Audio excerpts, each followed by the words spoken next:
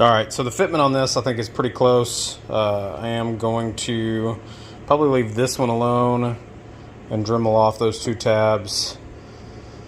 I may or may not lose that bottom tab. We're going to see what that looks like in a little bit. But give me a second, I'll get the first two started and we'll go from there.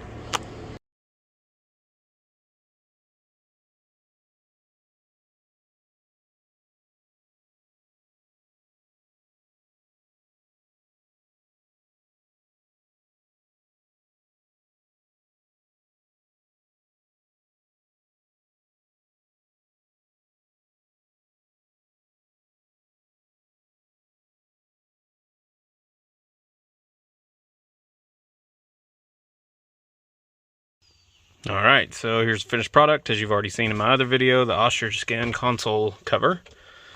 And then, open it up. There you go. That is the finished product.